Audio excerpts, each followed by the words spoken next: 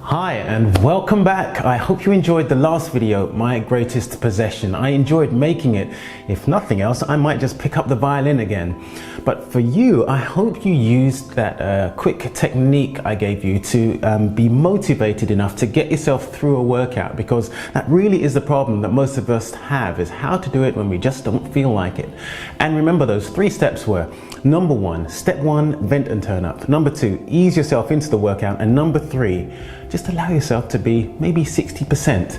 You know, if you do that, then you won't be consistent. And that's where most people fail. They're not consistent. They have champion workouts and then they just disappear. They don't do anything for 2 weeks. And so you never really get the results. So this is a really, really easy but super powerful technique to remaining consistent with your workouts. Now we're going to take a step further on your journey. What I'm trying to do is show you that if we can get over those 3 major obstacles that people are telling me that they have through this survey. I'll give you the survey results at a later date, by the way. I've got some really useful feedback. One of them is that structure, motivation, and a lack of time. I think I mentioned this before, but it's really crucial that we master those 3 things, because maybe you find that you know, in your own situation, you have a problem with one or, you know, a combination of those. So now what I'm going to do is give you something that's really easy way to structure your mornings in the kitchen. But before we do that, you might wonder why we have a cookie or 2, or actually I've eaten one of them almost, and a latte in front of the camera. Now I'm going to tell you, I'm going to be honest with you, I am not an angel, okay? What's important is that you control your behavior. You know, I'm not going to hide from you. This is got white flour in it, it's got refined sugar, which is basically poisonous. We've got coffee, and most people know coffee is not too good, and milk, which is just super controversial. I personally think milk is for cows. Actually no, for baby cows, not even grown cows, but for baby cows, calves. So we've got this whole combination of stuff that I don't actually agree that we should consume on a regular basis. So why am I doing it? What's it here for? Well, controlled misbehavior. It's very important. If we are going to live a sustainable, healthy lifestyle, I think it's important to have a valve, you know, just to allow yourself to relax.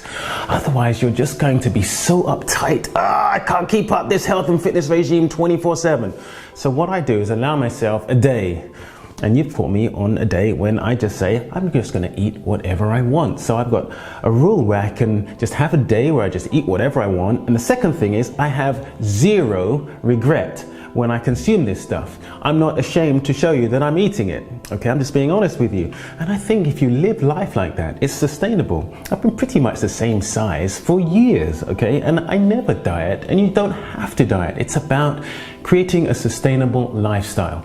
So this is the kind of stuff I do on my day off. It could get a lot worse, but you know, we're at home and this is just what I have right now in front of me. Now, what I want to show you is the kind of stuff I do during the week, all right? And in the mornings, I'm a fruit monster. I love to eat fruit, and I love to drink juices as well, veggie and fruit juices. They're just awesome because they just fuel your body with nutrients really quickly, and you feel really sharp and alive, and it's just one of the best things you can do for yourself. You know, it's really good for your skin. It's just so, there are so many benefits of having healthy, fresh fruit and fresh fruit juices and veggie juices. So I'm going to show you. So watch this video. It'll take about 15 minutes, and I hope you get half of the enthusiasm I got out of making it. And I'll see you on the other side. That's it. Okay, juice time. I love my juicer. This is a centrifuge juicer, so it's got something inside that spins around and it separates the fiber from the juice. And it's excellent because you can make really healthy, nutritious juices in no time, and they're really quite accessible today. Years ago, they were a lot more expensive. Now, it's not too difficult to get hold of one. Do so. Please get hold of one. Now, I'm going to compare some apple juice with the juice that we're going to create in here. Now, this apple juice is something that I got from a regular supermarket. Now, this is important because if I've said to you, don't drink these fancy sports drinks or these colored sugared water drinks because it's not good for you because they've been processed in some way. So you trot off down to your local supermarket and you say, hey, let's get some apple juice. You know, fruits are meant to be healthy. They are healthy. The thing is, this is concentrated apple juice. On the box it said 100% apple juice, okay? Now that is a little bit deceptive. Because it's been concentrated, it basically means that from its source, what's happened is that they've removed the solvent, in this case water, and the base that's left has been transported from wherever the source is to someplace closer to you where you can buy it, and then it's reconstituted. Now, in other words, it's been processed, okay? And we know that food that is processed is inferior to food that is whole. So, although this says 100% apple juice, doesn't necessarily mean it's good for you. And I want you to bear that in mind. And we're going to compare, as I said, this juice with the juice that comes from these apples. Now look at it actually. It's actually just clear, isn't it? You can see straight through it. That's already a warning signal. Another warning signal might have been the sell-by date on the package itself. But sometimes, you know, it becomes very difficult to see what's good and what's not good. Because as I said, from complete whole foods to processed foods, there are lots of stages and it can be quite difficult. So instead of, you know, tying yourself in knots trying to think, is this good, is this not good? Why not just make your own juice? It's not difficult, it's really simple. So here is a juicer. All you need to do, I would say, if you haven't got a juicer, is make sure that the funnel at the top is wide enough so that you can fit apples in it quite comfortably, okay? And that will save you time chopping up, and make sure it's quite easy to clean as well, because that can be a little bit of a pain and you don't want to waste time doing that. Now the reason we're making juices is often because clients come to me and they say, Anthony, I understand the health benefits of all this fruits and veggies and salad and all that kind of stuff, but I just don't have the time to make it. Now we're going to blow that myth out of the water because it's really simple and easy. As you can see, I've put 2 apples in here and I'm going to make a little bit of noise and wait a few seconds until they're juiced, and then we're going to collect the juice in this jug here. So just hold on a second.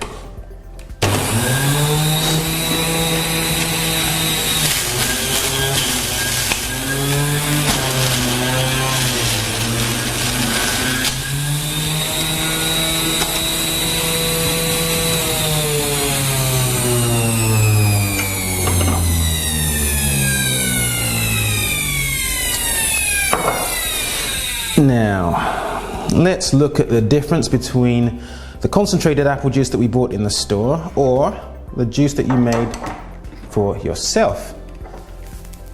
Very different. Now, I know the apples are probably different, but look at it. There's this whole layer of froth and you can't even see through it. Admittedly, after a little while, the substances in the pure stuff that you've just juiced will separate, but it doesn't look like this. So that's already a warning signal. Now, that apple juice, it didn't take long to make, did it? I like to be creative and mix up stuff. I don't know why, I just always have done. So I'm going to add a couple of pears. So I'm just going to take off the stems here and then stick the pears in, and then we'll have some really fresh and sweet apple and pear juice. So just bear with me again.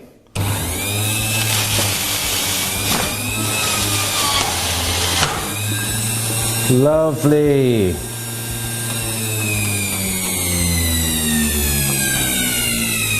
Fabulous. Now I remember telling you that food in its whole state is ideal. Now what we're doing is separating the fiber, which is collected in here in the back, from the juice itself. You know, I've told you to drink lots of water. I've recommended it anyway, but sometimes it's nice to drink something else other than water. That's why we're making these juices. So, you know, it's maybe not as ideal as eating an apple or a pear in its natural state, but it is 10 times better than drinking this stuff, which is often just acidic anyway. And if you want, some people do, they just get some of the fiber and stick it back in the juice as well. So that's an alternative that you could use for yourself. Now, let's pour it out and have a look at what it looks like. Lovely. Now I've got a separator inside here, and that separates the foam from the more liquidy, viscous part of the juice. But I actually want to have them both in there right now. So what have we got? Two sets of juices that really are almost incomparable. I know we've added pear there and we didn't have that before, but you got to taste the difference. You know, I used to watch these cookery programs, and then you'd have the guests come on and sample the food, and they'd be like, oh, it's so lovely and tasty. Well, you know, I used to think it's a little bit fraudulent, but really this stuff, it's not comparable to this. Just throw this stuff away, make your own juice. So what have we got here? An apple juice you could have, or an apple and pear, which is nice and easy. The world's your oyster, really, when it comes to juicing. You know, if these juices are in danger of going in here, or me eating them within a couple of days. So, you know, you should start to develop the same kind of habit. Become a juice monster or a fruit monster. You know, you won't be doing yourself a disservice. Okay, that is the apple and, what do you call it? Apple and pear juice. Now, I want to create a vegetable juice now. We've got carrots here and mint. Now, if you don't like mint, that's fine. You don't have to stick it in. If you don't like carrots, choose another vegetable. I just happen to like this combination. So we've got some fruit juice here and mint here. Obviously, you're not in my kitchen right now, but this smells fantastic. And mint has got some really good properties as well. I mean, it helps cleanse the blood, it soothes our digestive tract, and it also helps what's going on in our stomach, okay? So why wouldn't you want to use it, especially as it smells really good as well? So let's juice a couple of carrots, and if you want, and I do, I'm going to add some mint as well, because I love the flavor that mint provides to vegetable juices and fruit juices as well, actually. So here goes.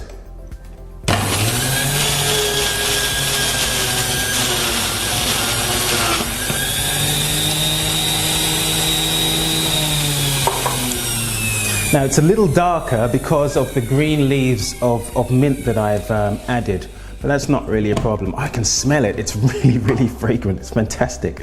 Let's do it again. Let's do some more. Ooh.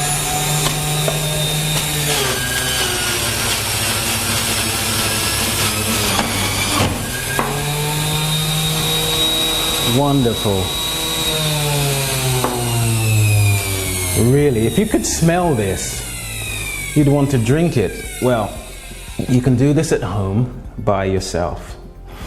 Now, why are we doing this? Remember, it's because I want to show you how easy it is to make your own healthy, nutritious, and also delicious juices. And you don't have to go into high street stores and buy some concentrated nonsense or some other fancy sports drink if you don't want to drink water. I hope this has served you, because these drinks are great, and you could see it doesn't take much time. So go home and try this. So I hope you enjoyed that video on making your own juice. It's really, really easy. I mean, you're just going to ply your body full of nutrients, and you'll feel lighter, you'll have more energy, and this is the thing, it will help you lose excess body fat. It's so simple, it's almost too simple. It should be a little bit more complicated, and people would take it more seriously, but please, please try this. Look at what you've got so far. We've only done 2 videos, and we had, in the first one, we were looking at motivation. If you use that step 1 vent and turn up technique when you don't feel like it, you'll be more consistent. Now I've begun to give you a little bit more structure on what to do in the kitchen. I mean, there's lots to talk about with food. It's a huge subject, but we take it step by step by step. So I'm saying just make your own juice. So you say, I don't have a juicer, what am I gonna do? Eat cookies. No, of course not. Why don't you just get some fruit, get a banana, an apple and a pear, and just chop that up. It'll take you 2 minutes, okay? And it will have just as beneficial effect, maybe even more, because with the fruit itself, it will have fiber. Don't choose a fruit that you know is going to take an age to cut. So if you're not used to eating pineapples, don't get a pineapple and cut your fingers and, you know, take forever in the kitchen. The aim is to try and save you time, not create more of a headache in the kitchen. So just get 3 fruits that you like, chop those up, up if you don't have a juicer. Start your morning with fresh fruit. You will not regret it. And when you do that, you may find that after half an hour you're thinking, hey, I'm a little bit hungry. Just have some more. It's not tricky. Just have more. Unlimited fruits and juices in the morning. That's what I would say. Just to start, try it for a week. It's easy. You won't regret it. You'll be sending me an email saying, thank you, thank you, thank you.